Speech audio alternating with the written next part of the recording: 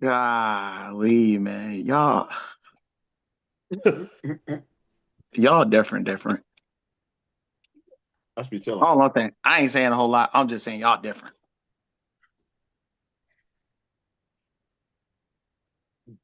All right. You live. I know.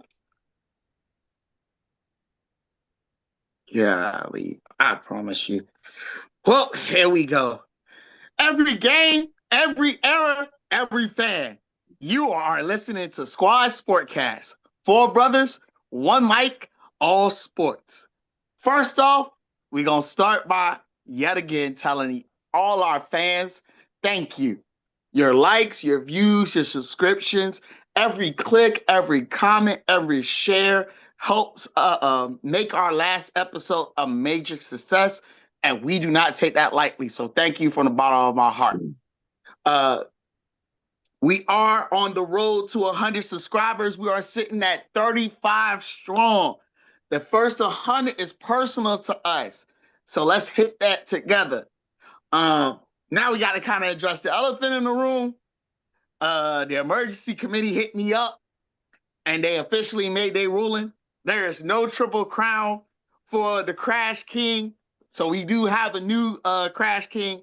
Unfortunately, it belongs to yours truly. Yes, my take on Jordan's very questionable quarterback choices and he about to get it again.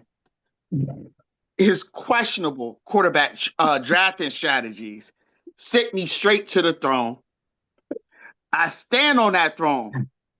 I'm not by myself, but unfortunately, only one person can sit on that throne, and it's going to be me this week. So I'm going to take my 30 seconds to say, Jordan, thank you for letting me get up there.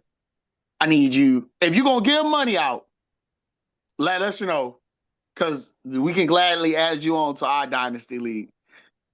If you just feel generous, let us know. Yeah, because I don't know what to say besides I'm not drafting Justin Fields ever again in my life. Hey, you might draft another quarterback that we're going to talk about tonight. And it is what it is. Like I said, don't get comfortable, though, because a new king is going to rise up, and it ain't going to be me. Crown's always for grabs. To the fans out there, those watching, if you like what we bringing, do us a favor, hit that like button, hit that share button, and hit that subscribe button. Uh, we have a lot going on, and we ready to go. With that being said, let's get into this episode. First things first, ladies and gentlemen, it is that time again. The stage is set, the cameras are flashing, and the franchises are preparing to change their future in one single pick. Welcome to Draft Day. Tonight, we are talking about the NFL people, NFL draft. We're talking about all the collegiate students who have worked hard to get to this point, the faces of the franchise, the potential savers, and for some teams, that final gamble.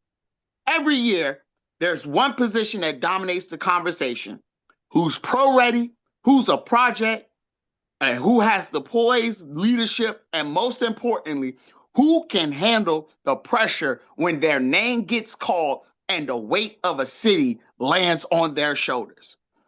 More specifically, we are talking about the first day quarterbacks, or maybe the first round quarterbacks, depending on how it goes. Sometimes first round quarterback can redefine a franchise overnight or set it back 5 years. I'm looking at you, Deshaun Watson, but I'm not going to do it. I'm not going to do it. The stakes are massive. The evaluations are intense, and the debate always heated. So tonight, I have some of the top quarterbacks that's going to be in the prospect for the draft day. Me and the fellas, we gonna sit here and debate it out and see what they're gonna do. All right, let's get into it. First things first, you got Fernando Mendoza from Indiana, of course. 3,500 yards, 41 touchdowns, 6 interceptions. He is the 2025 Heisman winner. Of course, led Indiana to a 16-0 record. winning the national title, defeating Miami, and is projected the number one overall pick. You also have Ty Simpson from Alabama, also 3,500 yards, 28 interceptions, 28 touchdowns. Sorry, 5 picks. He has a pro style pocket quarterback with solid yardage and low turnover rates. It's expected to be a mid to late first rounder. You have Drew Allard from Penn State, has about 1,100 yards, 8 touchdowns, 3 interceptions. It was due to injury, so his season was a bit hampered. Um, he's projected rounds 3 to 4 due to that injury. Joe Fagnano from UConn, 3,400 yards, 28 touchdowns, 1 interception. Actually, one of the better touchdown interception ratios in the class. He's actually expected to either the late rounds or become an undrafted free agent. Joey Aguilar from Tennessee, 3,500 yards, 24 touchdowns, 10 interceptions. He is the more turnover risk guy. He's expected to go round 5. Uh, and one more, Mike's favorite, Carson Taylor. Beck. Oh, I thought you was gonna say Taylor Green. Nah, nah, nah. I do have him up there. So let me go with Carson Beck first, and then I'll go to Taylor Green. Taylor Green. 2,200 yards, 16 touchdowns. He is expected the early to mid day 2 projections for Carson Beck. And then Taylor Green from Arkansas, 2,700 yards, 19 touchdowns, 11 interceptions, 777 rush yards. So he does have that dual threat upside. However, is expected in round 7 or undrafted free agent. So now the question is, there are a couple others that I have here, but I'm not going to name them for sake of time. So the fellas, who do you think is the best quarterback out of this pick? And where do you see them going? Well, I'll start. I don't want uh, Jordan to have to start talking about Justin Fields out of nowhere. So I'll start with quarterback play just to make it easy for you, ease you into the situation. But just in the off chance that you decide to draft one of these people in the first round when other quarterbacks are available in Dynasty, I wanted to. Okay. So I think the obvious answer is Fernando Mendoza, right? Heisman Trophy winner, going to be the first overall pick. The thing is that if you're going to the first overall pick, you're not going to the best situation. As we know, the Raiders are pretty much a dumpster fire at this point. Um, in my opinion, Geno Smith should probably start for about, I don't know, 4 games before you put the rookie in, right? But that would just be me because I think that you should always ease rookies in. That would give them the best opportunity to succeed. Usually, when you have them running from day one, most of them don't pan out the way that they do. It usually hurts their confidence that they're not great from day one. Um, Ty Simpson is an interesting case. I think that he has a chance to go to a couple of teams that could logically make sense for him. The Steelers comes to mind. Um, the Colts just re-signed Daniel Jones, put him on a transition tag, or else I thought that probably would have been a great move for them. The Rams would actually make a lot of sense for him as a backup to Matthew Stafford, so he actually learned the position. Um, I don't really believe in him though. He doesn't inspire me as far as his game or how he plays or anything like that. Carson Beck, I think, has a lot of upside, but Carson Beck is disappointing when it matters. Carson Beck reminds me of a lot of uh partially I want to say Carson Wentz, but maybe not Carson Wentz. Um I don't know, somebody that just shrinks away when it matters, right? Like he's the opposite of a Joe Flacco type of clutch gene in him. The opposite of a Brady, the opposite of a Mahomes. He doesn't really have that clutch gene in him. Don't get me wrong, he played pretty well in the national championship game. But that pick that he threw was pretty egregious, especially because he threw it in a double coverage and he underthrew it. Josh Um, Allen, maybe? say it again, Josh. Josh Allen? Nah, he doesn't have the arm talent, the strength, the speed, the power. I couldn't compare him to Josh Allen if I wanted to be honest. He's more Eli Manning? Carson Beck is like Mac Jones to me. Like he has talent, but it's gonna come in doses and it's gonna be inconsistent. and Mac Jones may still not even be the right example. I'll Carson probably come up with a Palmer. better one. Carson Palmer. Carson Palmer had a better arm. You know, That's true. um, Carson Palmer had a hell of an arm, right? Um, I would say, who comes to mind? No, this guy also had a better arm. I was gonna say Sam Bradford, but he has a better arm than Sam Bradford. Kirk Sam Bradford. Cousins, Kirk Cousins is probably actually a good example for Carson Beck as far as his ceiling is concerned, because his arm talent is not elite. He can move a bit in the pocket. He's going to need to have weapons around him. You got to remember that he had two first round level offensive tackles and two first round defensive ends on the same team. He also has a future first rounder there in Malachi Tony, right? Mhm. So he had some talent around him. He also has a running back who is also playing fantastic. So he's going to need some things there. But I think that Kirk Cousins is probably his ceiling as a player. The one who's the most intriguing, because that's a different question, who's going to be the best player. But the one that intrigues me the most is going to be Taylor Green, which I think for obvious reasons. This man's athletic score was the second highest athletic score in the history of the draft. It was a 9.999. It was amazing what he was doing. And you got to remember, this guy is 6'6". So he's not going to deal with like a Kyler Murray type of situation where he can't see over the line. This man is 6'6", uh, built like a freight train, can run over anybody. Think about, like, he's taller than Josh Allen, similar arm strength. He just doesn't have the mental IQ of a Josh Allen yet. But he reminds me a lot of Joe Milton, who could throw the ball 100 yards but couldn't throw a screen pass. So Taylor Green's a very interesting take there. This draft though is not deep at quarterback. Let that be stated, especially when Trinidad Chambliss had to come out. That lowered the entire draft class. And then also when Dante Moore decided to go back to school, which again I think was a mistake, lowered the entire draft class. Those two would have been really critical for the success of this draft class and would have made it probably a really high level one. As it stands, it's pretty mid. It's probably a B minus level as far as draft class is concerned. But easily, Fernando Mendoza is going to be the best. And then to me, Taylor Green is going to be the most interesting. All right. Well, Jordan's over there. He's researching data. I'm gonna give him some more time Oh, on okay. this. Okay. I, So I, I was thinking about the quarterbacks and looking at it. Of course, Fernando Mendoza is the pro proclaimed best pick.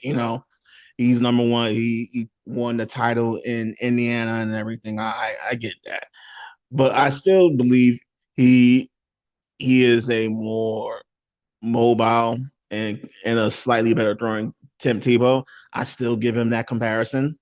Um, Carson Beck is a bit of a gambler, but I'm not. I'm still not necessarily sold on him because the defense did carry that team a lot.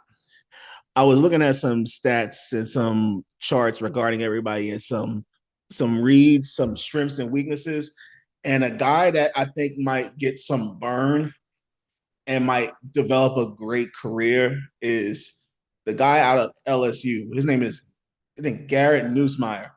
So they said his comparison is like Baker Mayfield and Mac Jones.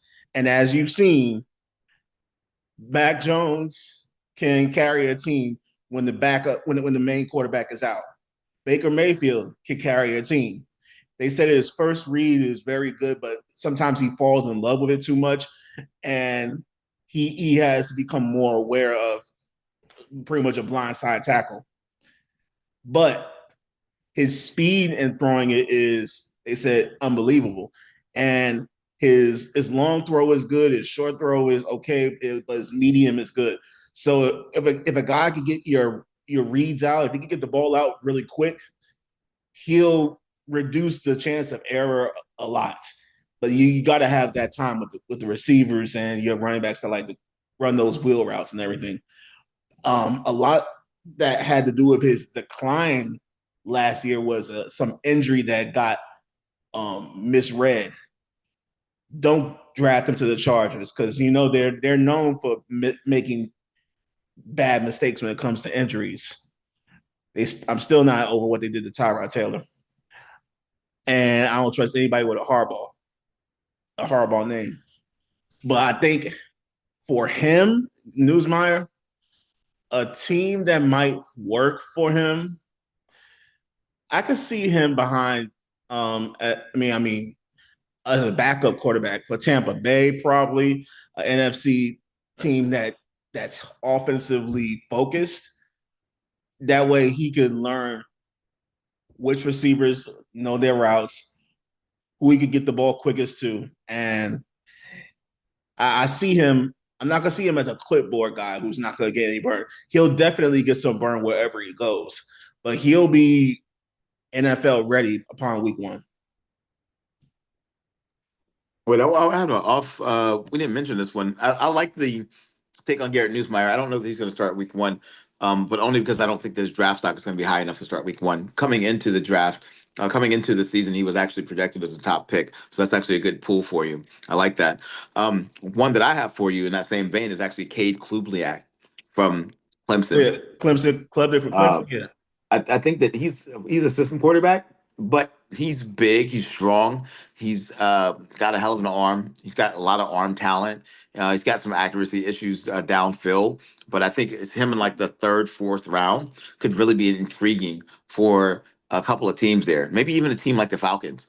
He could compete with Michael Penix to see who's really going to start. Penix hasn't really proven much as of yet. He could also go to a team like the Vikings and compete with the JJ McCarthy and potentially even take the job. Um, so I like Klubnak, is that his name? Klubnik. Klubnik, whatever. Yeah. Uh, I like him quite a bit. I think, if I'm not mistaken, I thought there was a Syracuse quarterback that was pretty good, but I can't remember who it was. Um, Duke Darian Mensa, he didn't come out this year, but he'll be good for next year. I think he'll be an interesting one. I'm interested to see what happens with Nico Imiavala, but that's again for next season. He came back for this season. So next season, I think it's going to be a very interesting draft class, like for a lot of reasons. There's no clear number one, but there's a lot of potential number ones coming out for next year. This year, I think, is one of those. If you can wait past the first round to draft your quarterback, you could find a gem, but you have to be in the developmental game, which a lot of teams aren't when it comes to quarterbacks. Yeah, I think fourth and fifth round may be best for Klubnik. I think a team like the Jaguars could use him because Trevor Lawrence is going to need a backup quarterback. He's going to need somebody just in case he gets too trigger happy, or if a team really doesn't like him and puts him down from the defensive side. But I think that's somebody that Klubnik could learn under because he's not going to get you in trouble with the ball. And with Lawrence's gambling habits on the field and how trigger happy he could be, sometimes he risks it running. You need a quarterback that's going to not go outside the numbers. He's going to keep it in between little dig throws, dig a duck throws. I think Klubnik could be that guy for the Jaguars. Well, I don't know what pick they have it in the between the third and the fifth, but I think that's where he'll lie. Maybe more so fifth round than third and fourth. I'm not sure what the take is with Trevor Lawrence. Like he did exceptionally well. Do understand a lot of it was because of good defense, but keep in mind, Trevor Lawrence kept them in play most of the game. Like he didn't have to be great. Like there was a couple games he was asked to do good things. The game against Kansas City for one, he did his thing. So I don't know. The Jags might not be pressed to get a quarterback right now. I don't think so. But on to my main point, matter of fact, and here's a real hot take for you. I don't think Mendoza is actually a true number one pick. He's going to get the number one pick, however, because of popularity and the perception that he's the best quarterback because he won the national title. But I don't believe he's really number one quarterback material. If we look at the game and we look at some of the games that he's played, he didn't, it was more like a Drake May type of deal. Of course, he played a lot better than Drake May, a lot better than Drake May. But he had some throws that I know personally as a quarterback, you want to have those throws back. Like essentially, And especially with Indiana, they left a lot of plays on the field and a lot of points on the field because of a lot of missed throws, overthrows, and underthrows that Mendoza threw. And in the NFL, there's a lot of throws that he made, especially in the championship game, that you cannot afford to make. Especially if we're all going to crown him the number one pick and he's going to the Raiders. You have to deal with Kansas City. You have to deal with Denver. And who's the other one you have to deal with? I forget the other one at this point. It's Kansas City, Denver, Raiders, and the Chargers. Yeah, Chargers. Like all three of them, you don't have the choice and the luxury to learn and grow. You're not going to have that luxury at all. Like, honestly, if we're looking at, I mean, let's be fair though. They do have Clint Kubiak from Seattle, who is a big reason as to why Sam Darnold had the season that he had. But we don't know if that's going to be because of Clint Kubiak. We don't know if that's really Sam Darnold. Right now, it's leaning towards more Sam Darnold because he replicated much of it, what he did last year to this year. So we don't know yet. We'll find out this year. To be fair, what I am looking at, I'm looking at Sawyer Robinson from Baylor. He had about 3,700 yards passing, 31 touchdowns, 12 interceptions. He has a lot of deep ball production. He has that upside to it. I think if we look at a place for him to go, I think Minnesota might be a good spot for him. Or I could see him kind of like battling out for Atlanta. But I think it works out more so for Minnesota. I think his best shot is at Minnesota because you have a good running back. You have two good receivers you can throw to. It makes it more appealing considering you have a quarterback with a good arm. Because if we're talking about JJ McCarthy, and no offense to JJ McCarthy because I drafted you, even though you hurt my heart,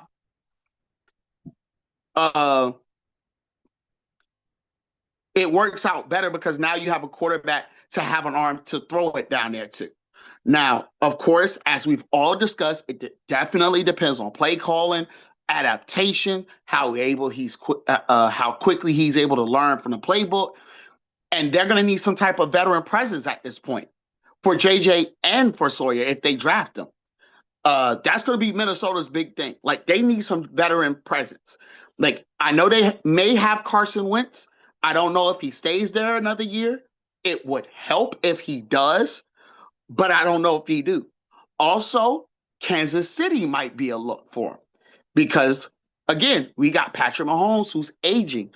He's not going to be, I'm not saying replace Patrick Mahomes, not by any source of me. Patrick Mahomes is still a very elite top tier quarterback. I do think, like, however, should anything happen to Patrick Mahomes, who are you putting your faith in? You think Skylar Thompson or whoever the backup is going to be is going to do the job? You think Gardner Minshew is going to do it? I think that would be a good place. If Sawyer Robinson was to go there, he would go there.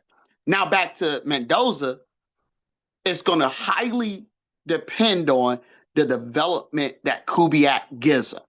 Like if Kubiak don't develop him, this thing is just going to be a wash. You're just going to continue the cycle of the Raiders being trash.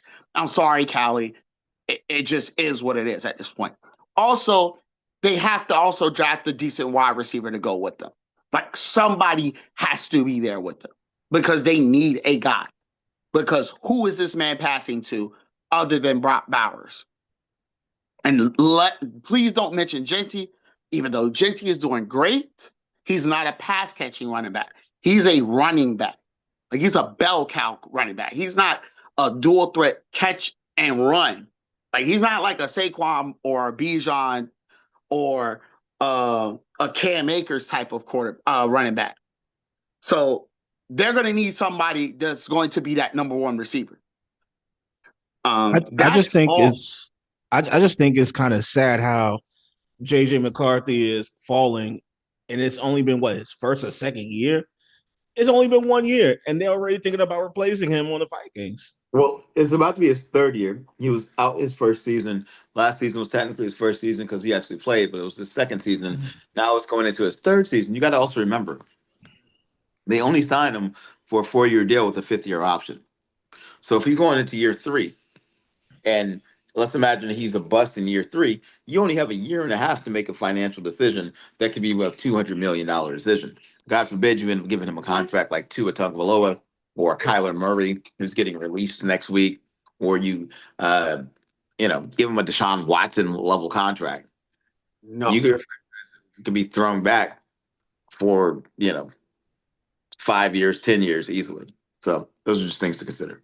That brings up an interesting question. Do you think Tua and Kyler hurt the market for small quarterbacks? No.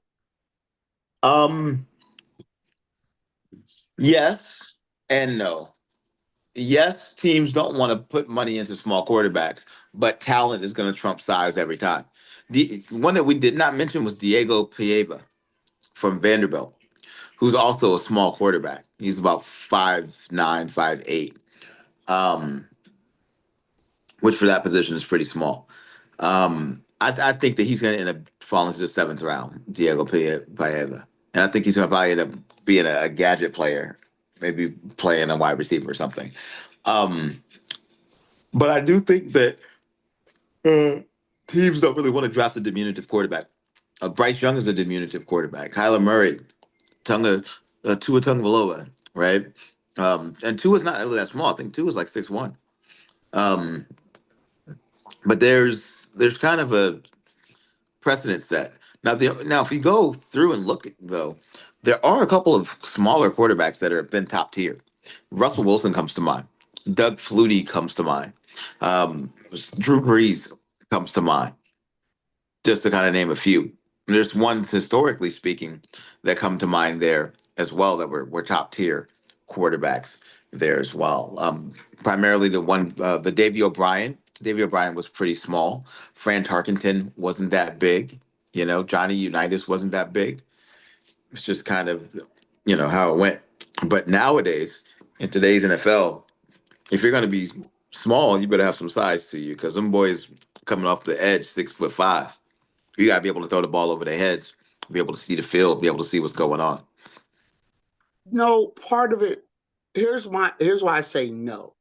Because when you look into what Arizona had to do and what Miami had to do, looking at both of those teams, a lot it wasn't that the statue was their issue. It was their mentality. If I may, like for Kyler Murray, we all know Call of Duty drops, Arizona Cardinals ain't winning no games.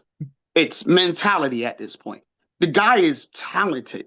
Keep in mind, Kyler Murray went number one.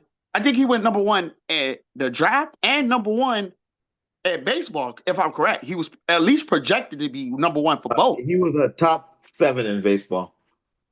Still, like to be top 10 in baseball and top 10 in the NFL is very well unprecedented. Only a handful of people can actually claim that. I'm thinking Deion Sanders, and that might be the end of that list. Now, again, got to do the research. I can look it up in a little bit. But Wasn't Patrick again, Mahomes one of those quarterbacks too? I believe so. I don't think he was as He wasn't a top 10. yeah, he wasn't top 10. He did do dual, but I believe he did dual, but I don't So believe he was one that top 10. one that comes to mind would have been Joe Mauer. So Joe Mauer is a future Hall of Famer if he's not already in the Hall. He played catcher in the league in the MLB for the Twins, but he actually played football. Um, and I'm pretty sure he might have. I can't remember if he was a quarterback or not, but he played with Matthew Stafford back then, and he was actually projected to go high. And he ended up being picked number one overall, I think, in baseball. Number one, number two overall in baseball. So, but there's not a lot. There's not a lot of examples. Yeah. So actually, Kyler Murray is the only one. I just did the research on it. Kyler Murray is the only one to go top 10 in both. So very short list. Oh wait, there was only one quarterback to do it. I could look for the other ones, but still, I'm gonna get to that. That's another thing for another day. For Kyler Murray, it's mentality. Like they're paying you over $200 million. Football is your number one. If we were talking about him investing in a football versus baseball more, now we have a different conversation because we're going to all tell you go the baseball route because baseball has real money. They paying people $750 million. Ain't nobody. The only person that has the highest contract out there right now was Patrick Mahomes because he signed $500 million. But they got people signing 750, 800, 500. That's just a regular trade every day. We would all tell Kyler Murray go the baseball route if they paying it. So again, if we were talking about that different conversation, but you're getting paid hundreds of millions of dollars and your main concern is Call of Duty, like, bro, you got to have your priorities straight. Like Stephen A used to say, get off the weed. Like, Kyler Murray's problems are strictly Kyler Murray because you had a decent run game. You had a very good wide receiver in DeAndre Hopkins in his prime, and you couldn't do it.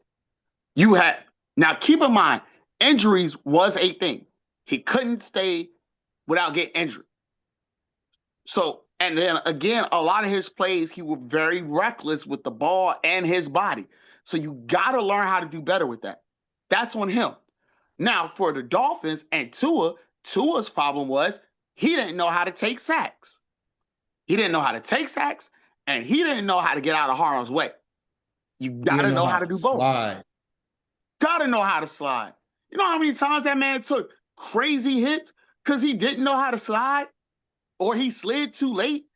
Like, Tua's problem is he was not available when they needed to be available. And that's a problem because, and then the other part was you have a noodle arm and you're throwing a Tyreek Hill in his prime.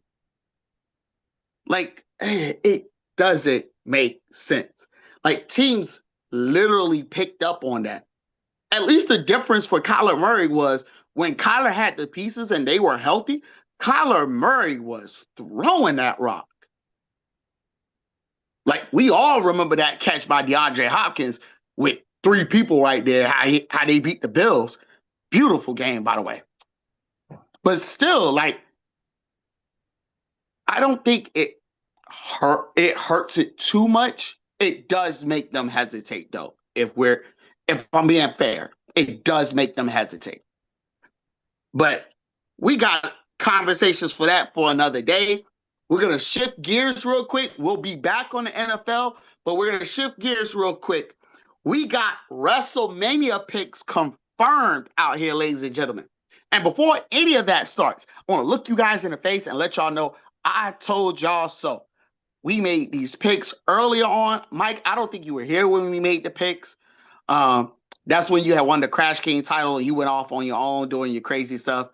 But I was 75% right. I think the only person I did not call was Rhea Ripley winning the women's elimination chamber match. It was a great match. But again, my prediction was correct in that the women's elimination match was actually much better than the men's match. So we do have 4 massive title fights confirmed now. Number 1, CM Punk versus Roman Reigns. Of course, that feud is now blowing up, and I, for one, love it. In case the fellas didn't hear, CM Punk told this man, Roman Reigns, that not only he was going to beat him in WrestleMania, that he was going to bury him next to his father. Beautiful storyline play here. Next on the list, you have Drew McIntyre, the champ, versus Randy Orton. RKO made his way in, by RKOing Cody Rhodes with the distraction by Drew McIntyre. So we'll have that matchup set. What about the unmasking? The what? Wasn't the unmasking also at the Elimination Chamber? I Seth don't. Rollins? I think so. Yeah, for Seth Rollins. I think it was on Raw. The next one. I think it was on Raw, but I could be wrong. Comment section, y'all let me know. I don't remember it though. The women's championship has been confirmed. Jade Cargill, the champion, versus Rhea Ripley, and then the last one, Stephanie Vaquer versus Liv Morgan, and Liv made her choice and pretty much picked that. So pretty much the fellas are just going to weigh their options in, and we're going to make these choices now. Of course, I will start it off first, with me being, the pick champion from the pick champion of the Elimination Chamber. I just love to flex this thing around Mike so much. I just have to. It's still a win is a win, But let's go ahead and go straight down the list. Reigns versus Punk. The way that this is going, I don't know how this one will swing. So far, with how the storyline is swinging, it's swinging so much into Roman Reigns winning this match. I think CM Punk winning in Chicago was big. Do I think we have another Roman Reigns reign with us? I don't know. I think we do, because it sets up, I don't like it, but it sets up Roman versus Cody Rhodes again, part 3. I don't know if I like that though. I don't know if the WWE fan base is going to like that. The Pretty final much boss is here. recycling the same storyline. Yeah, they're recycling the same storyline, but the problem is John Cena's retired. But this is what I told you was going to happen when Randy Orton won. Like, they're going to recycle the same storyline. They're not going to put any new people in. I was just like, they could have given the win to somebody else, but they had to give it to Randy Orton.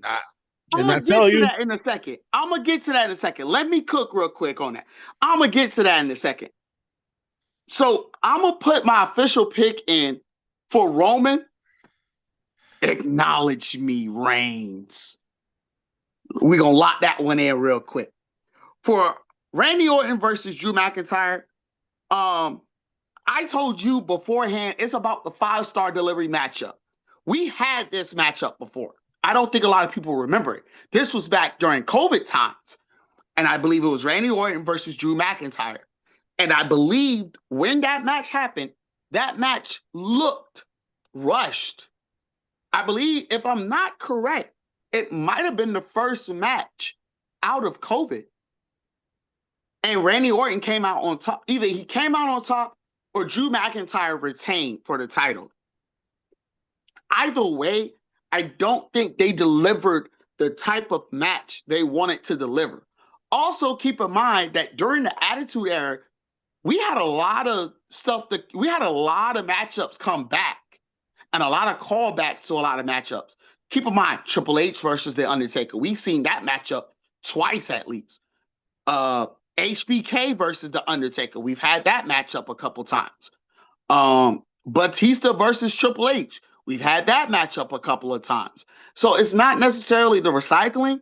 It may be more of a callback so that they can redo the matchup. Because if you, again, all WrestleMania is about is delivering 5-star matchups. If you can't deliver a 5-star matchup, you don't belong there.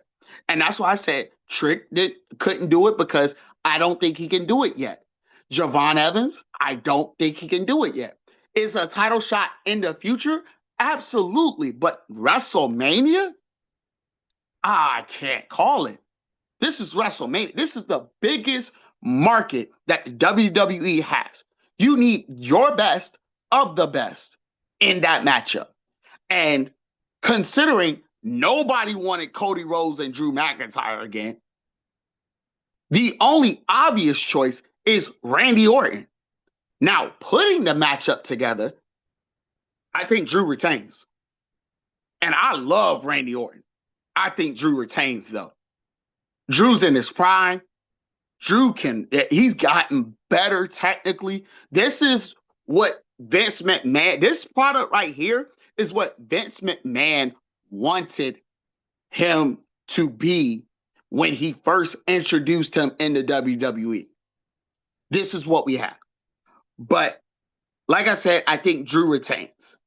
Now, Liv versus Stephanie, this is going to be a good matchup. This might be a sneaky best matchup out there because you got two very technical and very high-powered wrestlers in Liv and Stephanie. I think Dom might make an entrance in this as well. Because keep in mind, he just lost the Intercontinental title. So I think Dom makes an entrance in this as well. We'll see what happens. But if Dom Mysterio gets involved in this matchup, y'all can't say I didn't tell y'all so. You heard it here first on Squad Sportcast. But if we're looking at it, I think Stephanie takes it. I got Stephanie to retain as well. Now, when we get to the last matchup, Jade versus Rhea, I think we're going to get a new champion here, and Rhea Ripley. Because Jade Cargill has not wrestled a whole lot. She's not been the fighting champion we've been looking for. I think Rhea can do it. So I think the WWE is going to go in that route, give her another title shot, another title reign. And I think Rhea Ripley will undoubtedly make do with what we got to do. Like, again, 5-star matchups. I think Rhea has it to take. But again, if Jade wins it, I wouldn't be shocked. But I think they go the Rhea Ripley route because Rhea is going to be able to be a fighting champion, and they need that in the WWE. Those are my picks. Roman Reigns, Drew McIntyre, Stephanie Vaquer, and Rhea Ripley. Those are my picks. Jordan, you are next on the list. Let me know what your picks are. All right, so I definitely wanted to be clobbering time come WrestleMania. I'm sticking with CM Punk. I don't know. I just think the Roman Reigns run needs to end. I just think there needs to be some new blood regarding that title. It's almost as if you know who's going to win. It's been like that same way for the last couple of years. I mean, they gave parity for different wrestlers to make their move, but I don't know. It just seems like nobody's stepping up. It's like Roman Reigns 10 years ago, all over again. Nobody's stepping up to the plate. Same with the Drew McIntyre Randy Orton fight. It's going to be great. I think. I don't know. Will Drew retain or will Randy Orton add another notch to his Hall of Fame career? I mean, if Randy notches another one, a new wrestler or one of the youngest is going to have to take the title from him. It can't be Drew again. Maybe it might be Cody Rhodes. I'm not too sure, but I would think Randy Orton would win it and set it up for somebody probably like Cody Rhodes to come and get a stab at the title. Rhea Ripley's too good on a run to not get the title coming up for the women's.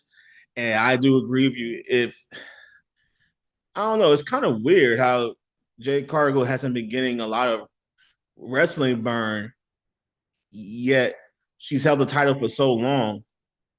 I wonder if she's there just for I don't know aesthetic. I could be wrong. Like she can wrestle, but she hasn't wrestled that much, and I think they're probably going to exchange titles to someone that's more consistent. So I think Jade will lose that match, even though I would like her to win. I think she's great for the industry. Like she's excellent. Like she's a good villain role. I'm not sure if she holds that title past WrestleMania. So for me, I'm gonna take a different stake on it. I think Jade Cargill to me is the Brock Lesnar of the women's division. And what I mean by that is that she can hold the title and just off of merit alone doesn't have to wrestle but 2, 3 times a year and is still considered the champion and everybody is aiming to get towards her. I think that if she puts Rhea Ripley down in this match, I think that will establish her in that role similar to Brock Lesnar's arc. A dominant figure, you know, crazy body, uh, uh, big overarching personality, great entertainer, great ability to um, play to the crowd, has a serious fan base, um, phenomenal actually in the ring talent. Already had the hype from the previous show that she was on, or I think it was AEW if I'm not mistaken, that she transitioned from. So she had already had the hype machine already pushing her. She did Divas, which was great. She was on. She's just been on the face of everything. It literally reminds me of the exact same arc that Brock Lesnar had.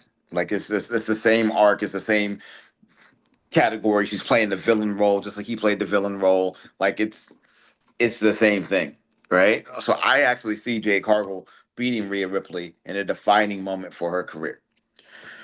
In addition, um, I I think that Randy Orton wins, and not because I think that he should win, but I think that they need to further the conversation with regards to the GOAT. For me, Undertaker is going to be the GOAT because Taker did it, followed by Flair, right? And then we can keep going on and on. But I'm under the impression that WWE Creative wants Randy Orton to be part of that conversation. He has the credentials, he has the stats, right? He's won enough titles. He's been impactful enough. He's impacted the crowd enough. He's got enough of a fan base, right? He's got the signature look, right? He's got the signature move. Even though he stole that move from DDP Diamond Cutter, he just called it the RKO, right? But that's okay. My point is that and he had the career arc where he was boring for a bit there and then became ruthless and had the whole ruthless thing going. I think that they want him to be in that category of one of the greatest. So I think he was going to win there. I do think that Roman Reigns CM Punk is boring um, comparatively to what other fights could happen, but I think that somebody's going to interrupt the fight and CM Punk is going to retain off of a technicality and then they're going to make it a triple threat match for the next round out, and that'll probably be on like I don't know whatever the next thing is after WrestleMania. I don't think it's going to be until SummerSlam. I think it might be at like No Mercy or something like that, right? Um, then you guys have mentioned one more. Sorry, what was the fourth one? Liv Morgan versus Stephanie Vecchia. I think Liv Morgan's going to win. I think it's going to be from assistance from Dom. I think that um, that storyline is too good for the WWE universe, the Dirty Dom, Liv Morgan, them having the titles type of thing. And people miss that. And then Dom losing the title recently, I think that becomes part of their storyline is as if she's better than him because she has a title and he doesn't. And she can kind of lord that over him. And I think that the WWE will want to play into that. And Liv Morgan has played a good role for quite a while. Her career arc has been there. She's been interesting. She almost reminds me of Trish Stratus, right? And from the perspective of how interesting she was, she's kind of that symbol, right? That classic blonde with the nice features type of thing, right? The flirtatiousness. It just reminds me very similarly of Trish Stratus. She's a more athletic Trish Stratus because Trish Stratus wasn't really that athletic, to be honest with you. Um, but I think that she needs that Asian one. Is it Shinsuka or something like that? Um, I forgot her Oh, name. wait, I had to make sure who you said wasn't athletic. Trish Stratus. Yeah, I Yeah. don't know about that one, bro. I'm Well, ready to pull that one. if you go back and look when Trish Stratus was fighting, Tori, who was also wrestling at the same time, was actually a better, more technical wrestler than Trish Stratus, but Trish Stratus got the push. Also, Lita was more athletic than Trish Stratus. Also, um, China was going through that era at that time, but China was kind of looking like a tranny, right? So it was kind of a bit different, right? She was just a Uh, bodybuilder. Like so, to Let her, that man cook.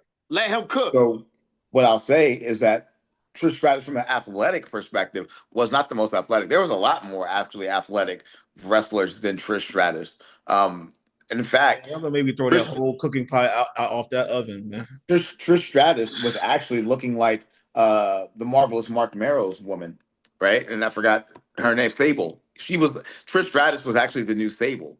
And then when you go back and look, Sable was actually more athletic than Trish Stratus as well. If you look at most of Trish Stratus's matches, she wasn't a high flyer, right? She wasn't um, innovative in regards to her move set. She didn't have the finishers that made her amazing. She wasn't memorable. All that was memorable about her was how she looked comparatively to her skills in the ring. So, Liv Morgan, to me, is a more athletic Trish Stratus because she still has the looks, but she has the athleticism and she has the persona and she has the crowd around her and she's been played good at this villain, bad girl, mean girl role. So I think that they're So, going to push her through, and I think that's how WrestleMania is going so to then go. I have a random question based off of what you said. Even though she's not wrestling right now, would Bianca Belair be kind of the two sides of the same coin when compared to Trish Stratus? Athletic, she's super athletic, but I'm not saying she doesn't have the look. She does, but I'm saying she's more known for her athleticism rather than her, I guess, I don't know, wrestling per se, like the technicality, if you get what I mean. Because we're since we're comparing, I'm just because I'm curious as to how Trish Stratus is not technically sound as a wrestler. Okay, Have you so looked at the let's talk about some women that were more technically sound than Trish Stratus.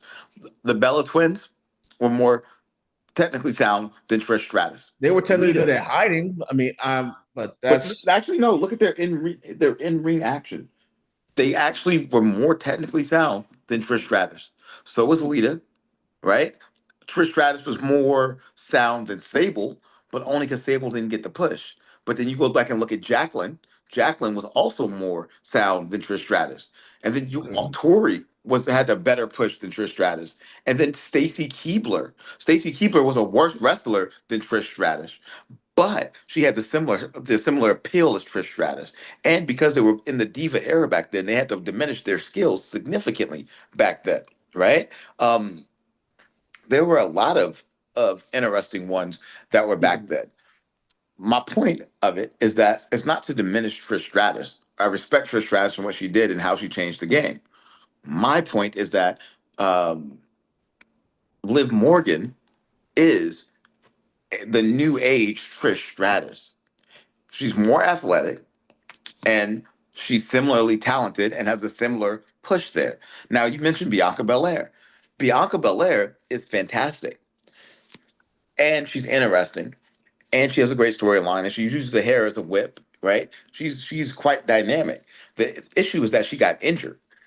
And right now she also doesn't have a storyline to play a part in. They kind of had to phase her out because of the injury. This is why um Jack the black lady that's married to the Uso brother. Forgot her oh name oh at the oh moment, but she was a uh champion. Naomi? Naomi, she was like the first black female uh, champion. Um, she stopped getting pushed, which is more interesting to me than Bianca Belair stopped getting pushed because Naomi was actually doing her thing and had actually worked her way up to actually get there. But Naomi was older, and Naomi is almost like a legacy at this point, comparatively to where she should be taken in the role. The one that I think that they're going to bring back though for WrestleMania, you want to be really honest about it, call a spade a spade. I think that Charlotte Flair is going to be back, and I think Charlotte Flair is going to start wrecking stuff and wrecking the whole division because every time they bring her back, she's a legacy, and they've turned her into Flair, and she is to me the most talented female in the ring wrestler of them all. She has the most ring talent. She got the charisma. She's got the stats. She's got the numbers. She reminds me of Bret Hart the way that she wrestles because she's a ring technician in the ring. So that's just my couple takes on WrestleMania. But I think Bianca Belair has a take. I just don't know that it's right now. I feel like it's unfair for you to say that Charlotte Flair is the best. Technically sound, yes, you could get that to her. But understand, like, she has Ric Flair as a father that gave her everything that she needed.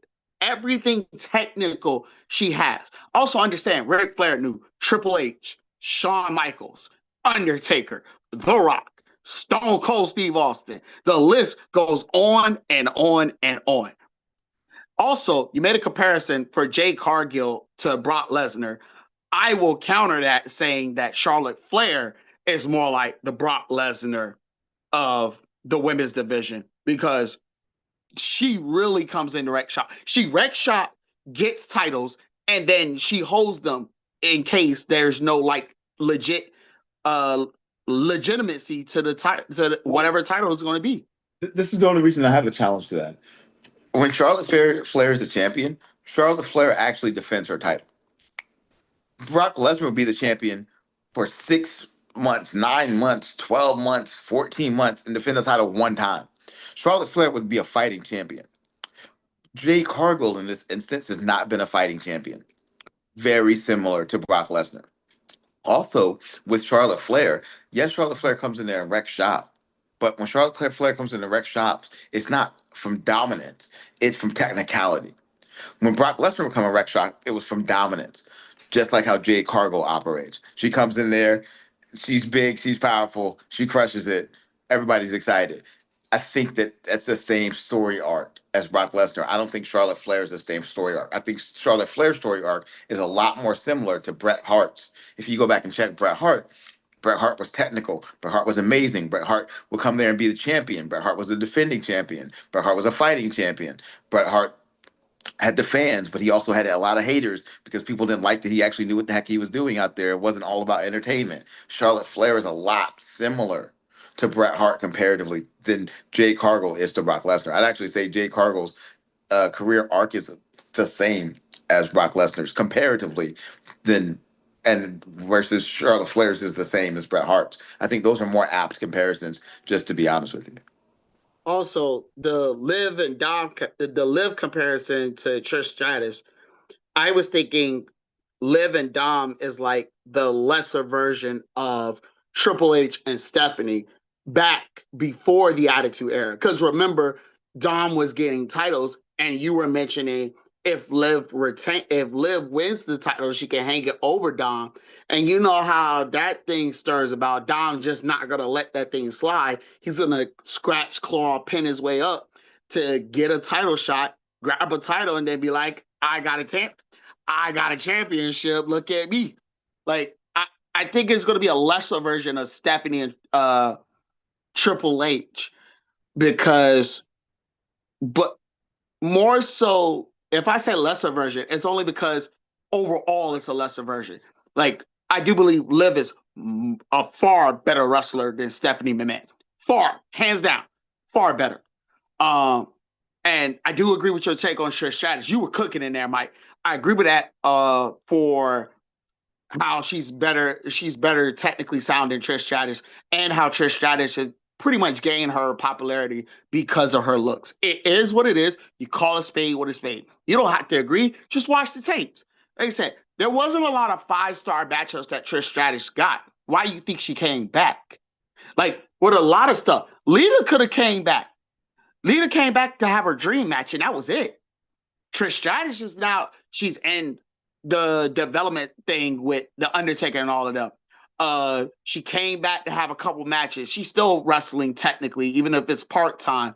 Trish Stratus is still trying to become, like, she's still trying to be relevant in 2026. Like, her time is up.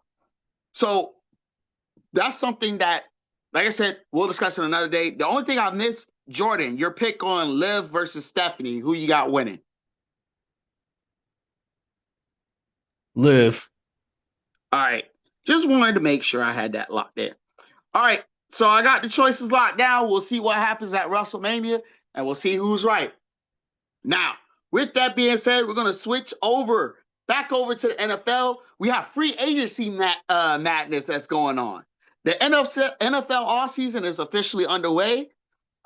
Just waiting on next week, March 9th to the 11th, where teams can officially start tampering and with free agency on the move. Uh, right now, we're going to break down some top names that's rumored for movement, whether it's free agency, trade chatter releases, or cap-driven roster decisions, and why each team could be the impact splash that your team is covered in this offseason. First name on the list, and I actually don't have him on my list, but I'm going to make mention of him so that way we can kind of discuss this. As an Eagles fan, y'all see the drip out here, Super Bowl, LIX. Y'all see it out here. Remember, Mike's a Steelers fan, so the last time he had a Steelers fan, he seen his Steelers win, he was back in college. Like, bro didn't have none of that stuff going on that he got going on right now. That man Mike was a completely different person in college. That's the last time that the Steelers ever won anything relevant. But the first person on this list is AJ Brown. Is currently with the Eagles. He does have some trade buzz around. Of course, very strong physical receiver. Right now, Eagles are asking for a first round pick and a top 100 pick. So I don't see, like I said, I don't see him going anywhere. I think Sean Mannion has the right call. He has right things going on. He has everything going on. Like I said, Jeff Lurie, do the right thing. Just keep that man in there for one more year. That's all we need. One more year. Let's get at least another Super Bowl first. Jeff, one more year. Mr. Lurie, one more year. That's all I ask. Give me one more year. We got a new offensive coordinator, new room, one more year, one more time. Then we can worry about everything else when Vic Fangio leaves and all that other stuff. All right, Jordan. Oh, wait, let me go through the rest of the list. Of course, Max Crosby from the Raiders. He does have trade buzz out there. There are rumors that Max said that he's not playing another game for the Raiders because of how they ended the season. The GM does expect them to keep him. However, they are looking at any trade packages that people have for Max Crosby. But I'm here to tell you right now, it's at least 2 first rounds. Trey Hendrickson from Cincinnati Bengals. We had this conversation with Jordan the other day. Free agent, proven edge rusher. They've all said at least the first round, maybe some more to go with it. Khalil Mack, even though he is a veteran and he is nearing the end of his NFL career, he is still producing at a high level, similar to Aaron Donald. He's just looking for a short-term deal that could put any playoff team over the top. Philly, you could pull off $1 million or $2 million for him. George Pickens, Dallas Cowboys. He's technically on the contract. They might put a franchise tag on him. Not certain yet. Of course, obviously, an explosive wide receiver one type talent, paired especially well with CeeDee Lamb. I do expect Dallas to keep him. However, we don't know with the way that the salary cap is being drawn out there for Dallas. It's not looking good for your boy. And then, of course, Kyler Murray from the Cardinals. They do have trade speculation that they will be moving on from him in the upcoming season, which could shift everything. Like we've talked about the Minnesota Vikings, we talked about issues with Kyler Murray. However, if he does move, this could be a great shift in the quarterback landscape. Now, with that being said, Jordan, what do you think about this free agency madness? Where do you think some of these star players are going? Who's going to be your shocker trade pick? Well, one of the first things I want to say is I'm shocked that Sonic and Knuckles got disbanded, bro. David Montgomery got sent to the Texans. I'm like, what? I thought the Lions were good. I thought the Lions were going to keep everybody. Like we were just talking about them, I think last week. Like if you keep the team healthy, or was it somebody else to sell? I think it was us. And I just had my reservations about them. The Lions are gonna. I said it. Yeah, the Lions are gonna live and die by Dan Campbell. I've been saying this for quite some time, and I'm gonna keep on saying it that it's gonna be Dan Campbell or bust. And they're not the same team anymore. I mean, they're gonna run Jameer Gibbs to the ground. I mean, it's gonna be good for us fantasy players who get him, but it's not gonna be good for the team because they won't be able to balance each other out. Even with a dual running back threat, Jameer Gibbs still went off. I know you don't care, but that's besides the point. Um, Kyler Murray getting booted. Um, he got sent to the gulag, as they say, to free agency. I'm not necessarily the biggest fan. I think he got dealt a bad deal, but I mean he got paid, so we can't be too mad. He'll find a starting job. I'm not sure if it's going to be with the Steelers. Probably they'll get 11 wins with him, but we'll see about that. I need the Eagles to keep AJ Brown happy for at least 3 more years. I think this is the 1 year, the one shot where we have a offensive coordinator that will actually do his job and keep the team happy. So far, the promise is there. So I believe that's going to be something that we look forward to. Um, One of the surprise free agencies is Trey Hendrickson. Did I not tell you the Bengals would be cheap? Did I not say that they would be cheap? I told y'all they don't like paying people. They barely like paying Joe Burrow. That's why he keeps on getting hurt. They don't have a good medical squad.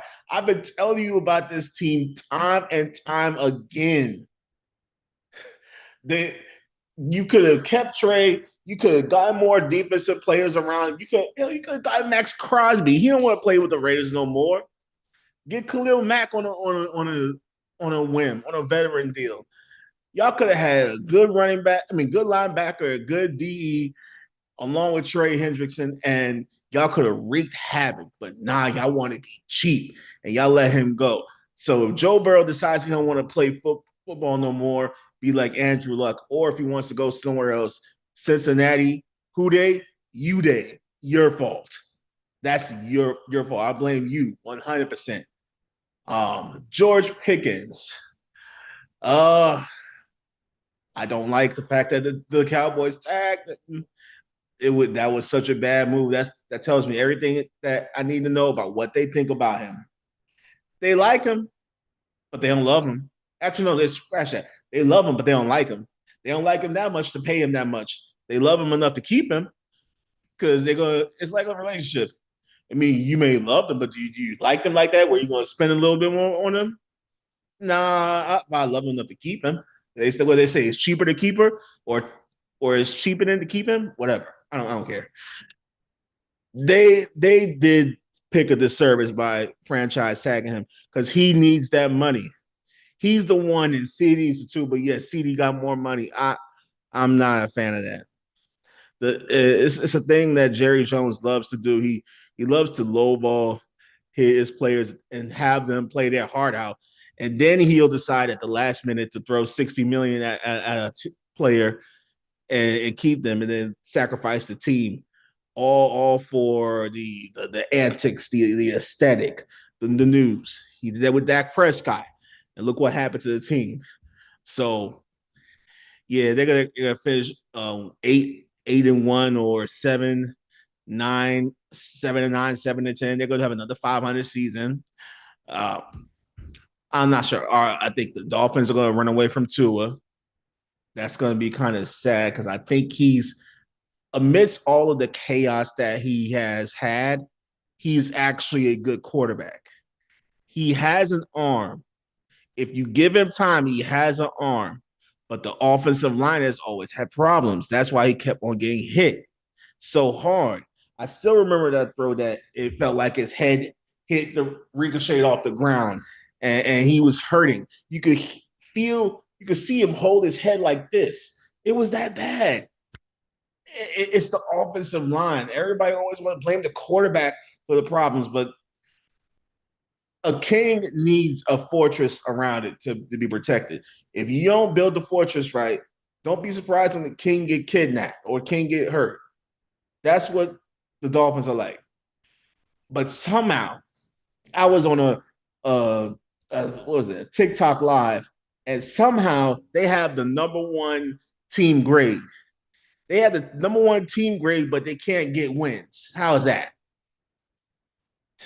Go figure. Apparently, he had a lot to say. Um, um, so I think one Trey Hendrickson was going to leave the Bengals either way. That was just kind of inevitable.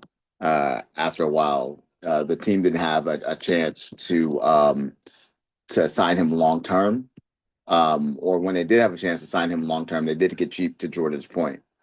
Now, I will say that um, I think George Pickens is staying. He's signed a franchise tag, or he has a franchise tag. I don't think he's going anywhere. Um, so I don't think that that's happening. Um, the interesting one to me for free agency is one that we did not talk about, which is probably Malik Willis. Malik Willis is probably the top quarterback for free agency coming out right now. I'm interested to see where he goes, because where he goes could determine where a lot of other people go. Like, for example, where's Mac Jones going? Right? Um, Mac Jones proved himself in uh, San Fran. I think he's going to get a starting position somewhere. Right? Um, I could see him going to a team like the Vikings and really being competitive, especially because, as we talked about, the quarterback landscape coming in out of the draft is not really that strong. So I think those are strong things to consider.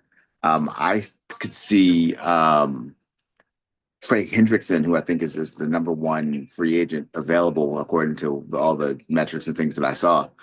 I could see him going to the Lions and changing their entire franchise. Because if you put him next to Aiden Hutchinson with that type of powerhouse, and you finally put a partner in crime next to Aiden Hutchinson, the Lions could be extremely competitive. Did it suck that David Montgomery had left? Yes, but he also wanted to have a chance to be the number one running back, and he had no chance of doing that in Detroit. So I think it made sense. Houston was, I thought, an interesting place for him to be. I don't think it was the best, but also don't think it was the worst place for him to be. But the fact that they still got something out of him, fifth and a sixth round pick, made sense there. AJ Brown, I don't. I would love to see AJ Brown actually get traded, but I don't think that the Eagles actually want to trade him. I think that they should trade him, but I think that they're a bit egotistical and won't trade him, just to prove a point more than anything. Not because they actually need him for that team, because as we talked about before, that team is the most loaded team in the NFL, in my humble opinion. Um, Additionally, I think that Mike Evans could have a really interesting market this year. Um, if he, in the off chance that he actually decides to finish his career elsewhere, I could see him going to the Patriots. I could see him going to the Bills. Either one of those teams in the AFC East would make a lot of sense for him and make him put him in a position to potentially actually win a championship, another championship before he retires. Um, Let me see what else here. Um, One of the other interesting ones that's coming out is actually Tyler Linderbaum, the center from the Baltimore Ravens. I think that he's going to another team. I don't think that the Ravens are going to be able to afford him. They did just rework Lamar Jackson's contract. He had 74 million, and they reworked his contract, just like Patrick Mahomes got his contract reworked as well. Some of these contracts had to be reworked. They didn't make sense from a financial perspective for that to be a single season amount there. I think they have to spread it out over a longer period of time. With Patrick Mahomes, they actually put about $50 million of his, or $40 million of his, into a signing bonus, which is a really interesting way to do that. What it means is that the cap hit uh, goes lower, but the amount is now front loaded as opposed to being back loaded. So interesting takes. There's, the salary cap, as we talked about, is not real, right? It's a suggestion. It's usually how it really is. Because we look at how the Saints are still even have a franchise when they've been $200 million over the cap for years, shows you that the salary cap is a myth. right? So I think it's been an interesting offseason. Steelers are definitely, I would love for the Steelers to get Kyler Murray, and I'd love for Jordan to pretend to be proven right, just so, um, because I know I know he looked so great shaving his head, so, and shaving his entire body. And then on top of that, having to shave at least three bums on Brooklyn Avenue. But any off chance that the bet doesn't get extinguished, right? I think that Kyler Murray to the Steelers would be great, but I just don't think it's happening. So that's what I have to say. Back to you, Nick. 11-6. Hey, look, y'all can discuss that all y'all want. We're not doing that right now. I do want to put out there, because I think we might have forgot one name. Tyreek Hill is still out there. While still not dynamic as he can normally be, and he is returning off an injury, he still can provide value to certain teams. And if one of those teams right now in the top 5 have the price, because looking at it right now, currently Tennessee and Las Vegas both have money for it. Also, keep in mind the Jets have it too, but they're just going to be in purgatory for quite some time until they get right by your guy, Justin Fields. So they need that man. They need to get that man some help. Look, there's Who's as guy? long as you get Who's that guy man you up out talking of about? the Jets, No, I said you said who's guy? Who? I'm Justin Justin Fields ain't Fields. my guy. Hey, that's your guy. That ain't my guy. Hey, you still got him on that squad? No. Oh, all right. Well, we're going to go ahead and move on. Time to switch gears again. We're going to come back for our final topic of the night. But for right now, I got a nice little NBA topic for the fellas.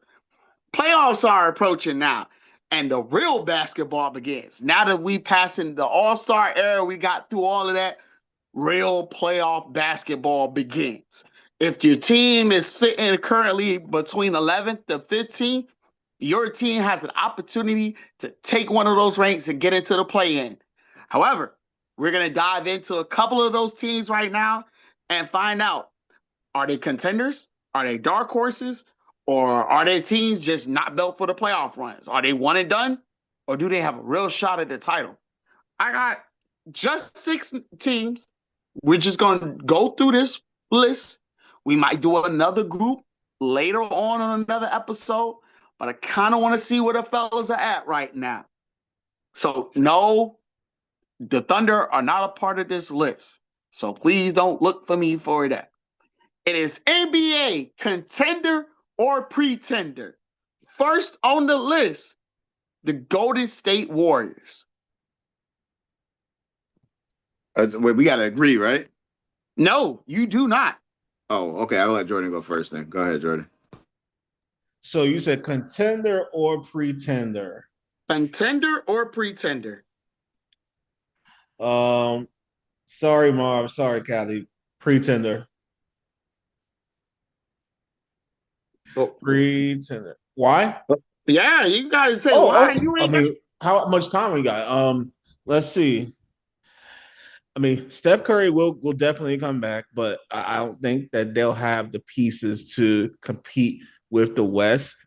You still have San Antonio out there with Victor Wembanyama. So who's going to guard him? Who's gonna get a basket off him besides Steph Curry shooting from 90 feet? I mean, let's be serious. Al Horford's not gonna outrun anybody. Jimmy Butler still is going to be out for the season. They already got rid of Buddy Hield. Draymond Green can't keep on putting up triple singles and helping the team win. Don't get me wrong, he is a defensive savant, but it's not going to help the team. They already gave up Kaminga. Pat Spencer, he can help intangible wise, but I don't think they're going to do anything offensive wise. I just don't think they have the pieces per se to keep up with the elite teams. That's just my thing. All right. I'll make it real quick. I think Golden State as well. Sorry, Mike. Sorry, Marv. They're pretenders as well. Agent Steph Curry right now, even though he is still cooking on that wood. No, the pause, no diddy. Even though he's cooking, I don't think this team is built for a championship run. I do think they're pretenders. I think they might steal a series or two. Right now, they're currently eighth in the conference. I take that back. I take that back. They not even gonna do it. They're one and done. If they were higher on the list, like the Lakers or something like that, maybe I could say, hey, they could steal a series, but they're eighth. Like at this point, your best bet, unless they go on a crazy run, is to like honestly get the play in victory and then go get their tails wiped by the Thunder. Like it's not going to be pretty. It's going to be a 4-0, maybe 4-1. But it's a sweep either way. I don't think so. I think pretender.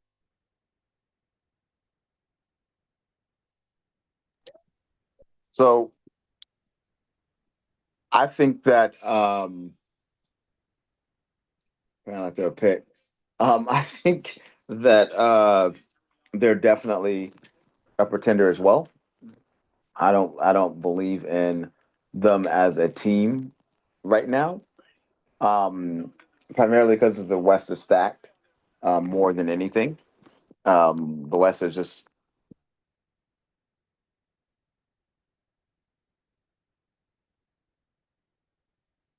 I think we lost him.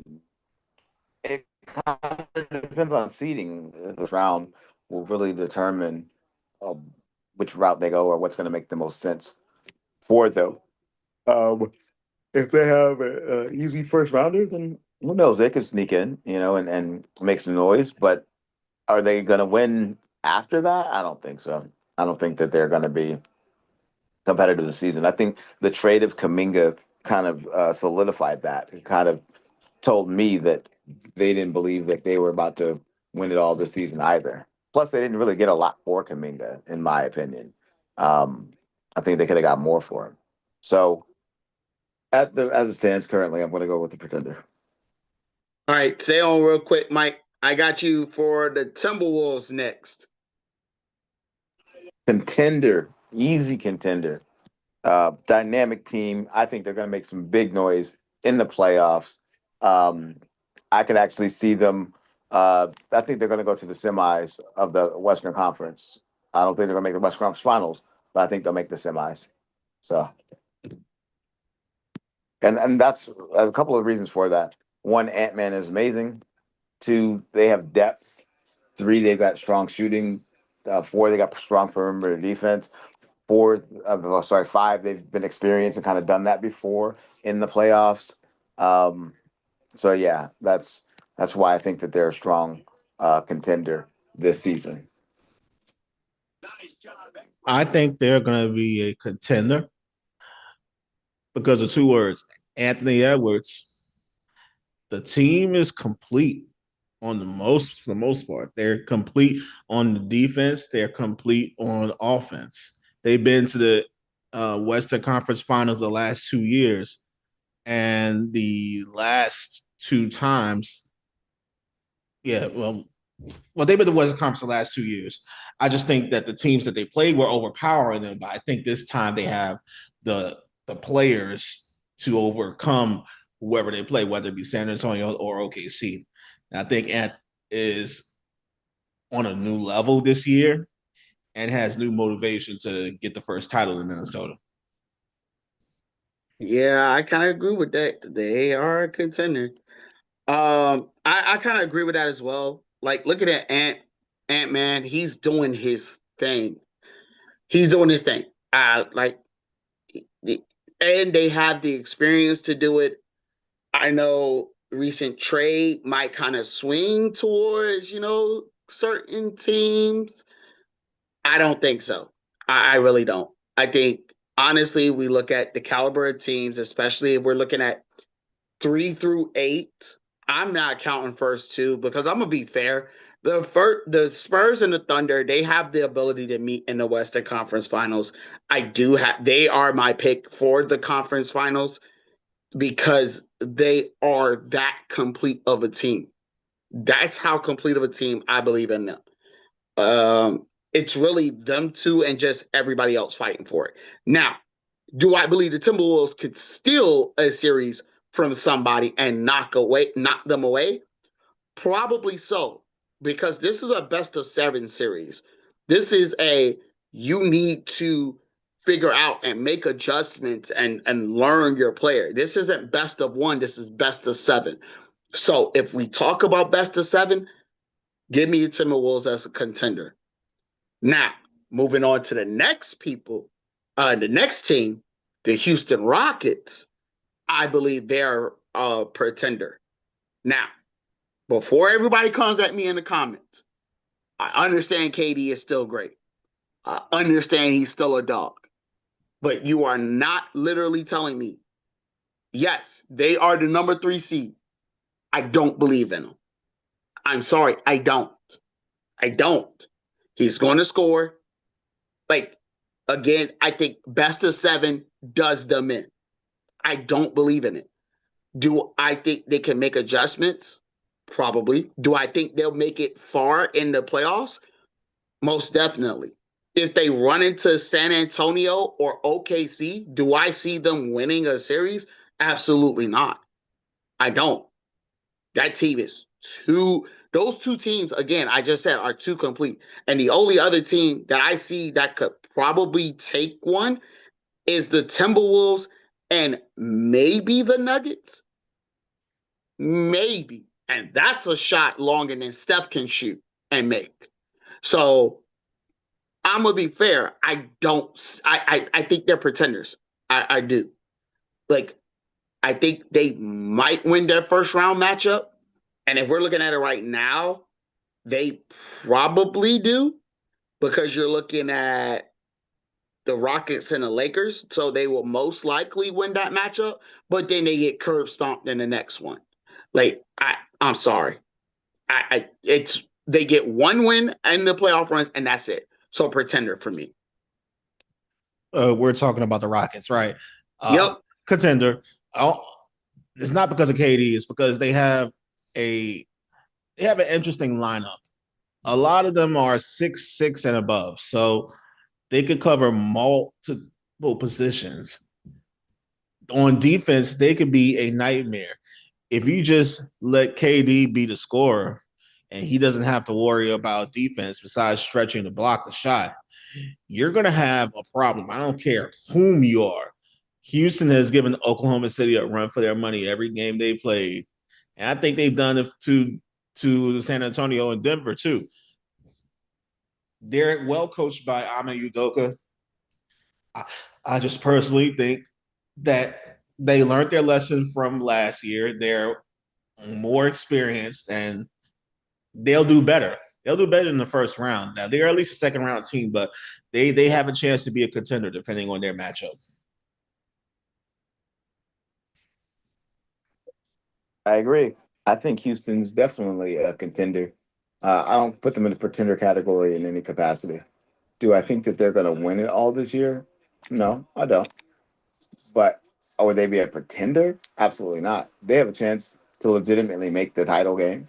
They have a chance to be in the Western Conference Finals. They also have dynamic scoring. Still have Dylan Brooks out there for defense.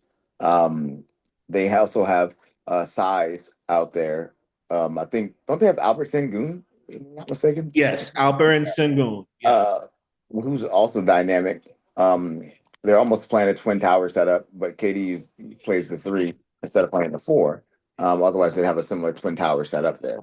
I think that they can switch. The issue with the Rockets though is honestly their depth.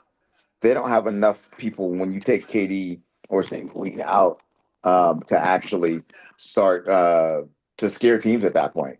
You know, um, I think that's their problem. They don't have the depth, and when it comes to playoff basketball, depth matters a lot because there's going to be a stretch between the second and third quarter where you're trying to get quick rest, and it could turn the entire game. You could be up by 6, and then now you're down by 12 just during that quick quick turnover sequence. So, or Sorry, quick. I don't know if that's a phrase, but that shift from the second to the third quarter before you're really trying to put your starters back in.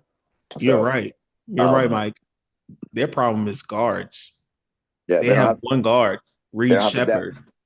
Yeah, Everybody else is a forward or a center. Fred Van Vliet's out for the season, so they won't know his impact for real until next year.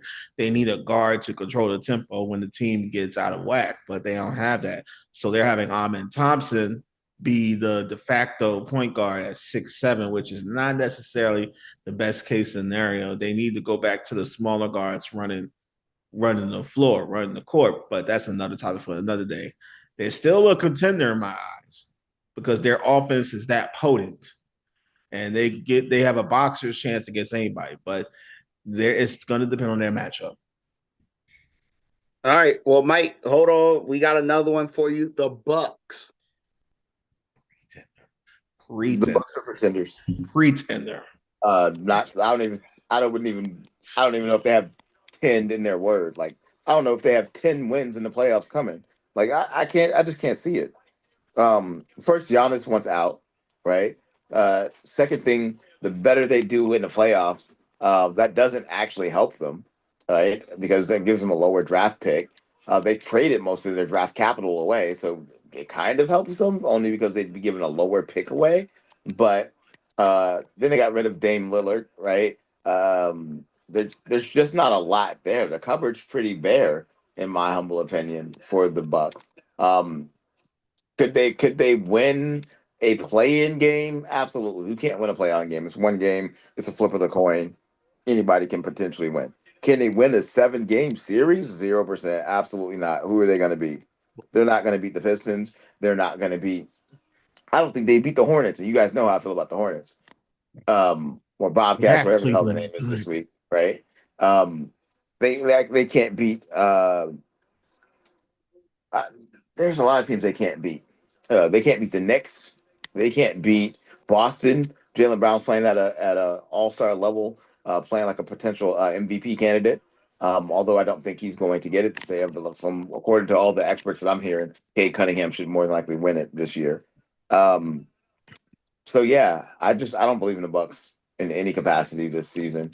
I I don't know that I believe in them next season either. I don't know that I believe in them for the next 5 seasons. I don't believe in the Bucks. I Now, just wanted to check. I just wanted to check, make sure, because yeah. Jordan, he sometimes get a little Oh no, biased about I, his I'm not biased by this one. Like this is one of the few times where me and him are in unison, 100%. They are a pretender. They're not a prospect team that's for the future. They're a team right now that has a lot of injuries. Giannis just came back and had a 19 and 11 game. He says he's for the squad, but we don't know yet. I mean, optics, yeah, obviously you guys say you're for the squad, but him betting with Cal, she has me having doubts. And for the record, Dame wanted out. They amicably separated ways. They didn't just drop him, but that's besides the point. Uh, but they're pretenders. The best they could do is a 7 seed. They're not gonna make it as the top six. They'll probably make the play in. They're not going to beat the Hornets for sure. Giannis will have a 35, 40-point game. They're not going to beat the Hornets. They need another year or two to get themselves back in the shape, and they need a dynamic guard. I love the Cam Thomas ad. I absolutely love it. He had the Bucks have a dog in him, but right now they're not where they need to be. So pretender. all right. Well, we'll move it on. The Cavs. Whew, okay. Contender. And it only in the East. Not for the finals, but contender for the East because of James Harden. Yes, James Harden, even though he becomes ghost in playoffs at times, I think James Harden and Donovan Mitchell, they're like two of the same player, but having two of the same players is better than having none of that player in this instance. I think they'll make it to at least the second round. Uh, They might actually make it to the conference finals. If they're a 4 or 5 seed, they're making it to the conference finals, probably against the Knicks. I don't think Boston will have what it takes to make it past the Knicks again. I hope I'm right on that. I think Detroit will have their comeuppance come the second round, depending on who they play. I like their front court. I like the balance that James Harden provides for the Cavs. He's the only reason they're a contender right now. Otherwise, they'd be a pretender. I'm gonna agree. I'm gonna say that they're a contender as well. Um, and I think they're a precarious contender. Um, they, I think they have the most volatility of any squad out there. They can either win it all or get eliminated immediately. Like they're the biggest wild card I've seen in quite a long while because it depends on which Harden decides to stand up, right?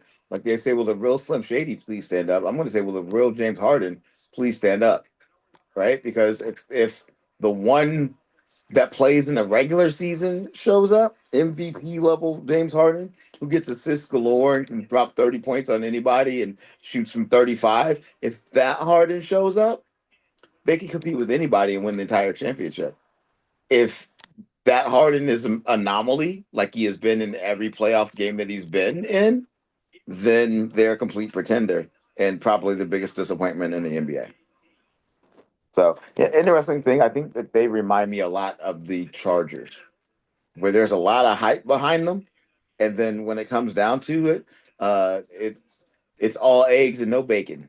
You know, that's kind of in essence how they seem to me to be because they're a good team on paper and they have a lot of good things going on, and a lot of people hype them up. But then when the ball hits the rubber, they don't show up. So that's just my take there.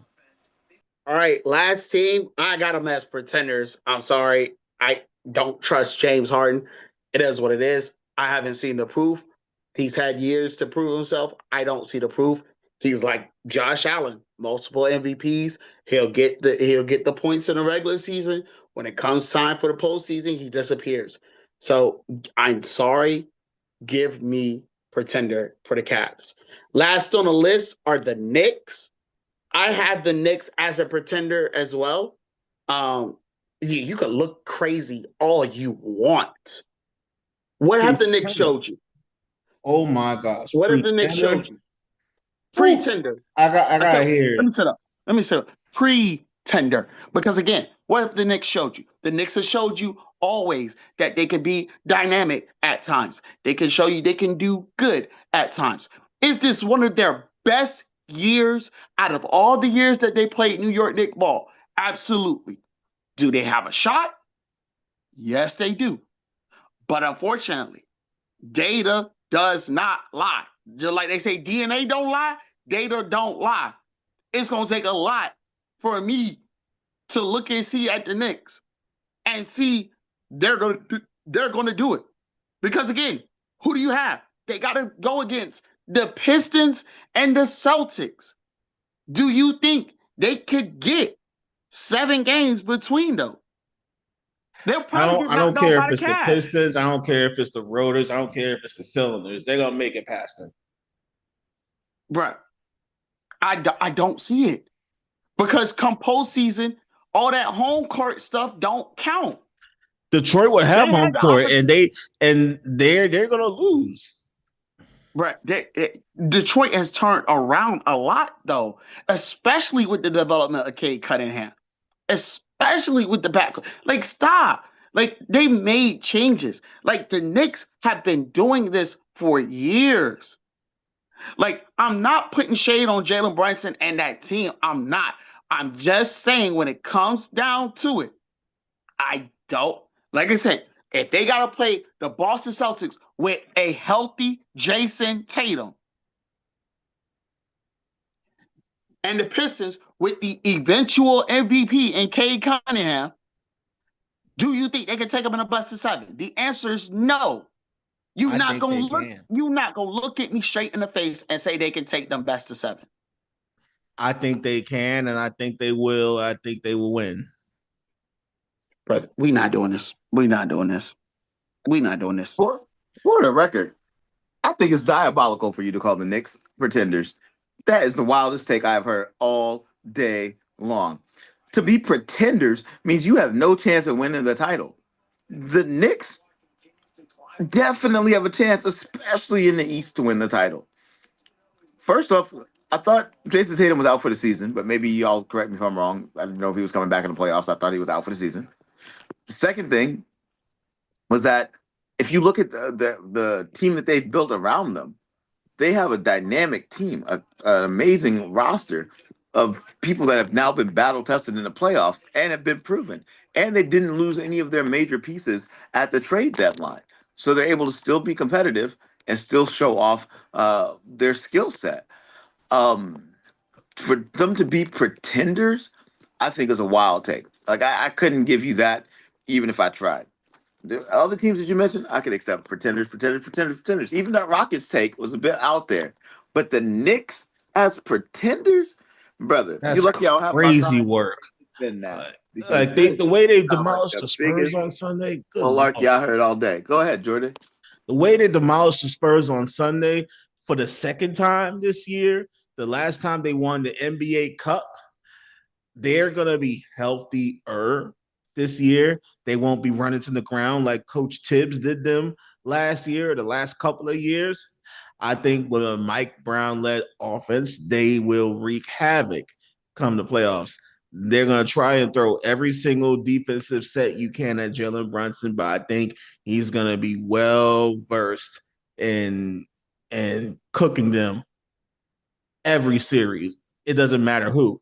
And they have an extra set of arms and hands on defense in Jose Alvarado. He's going to wreak havoc in the garden for them.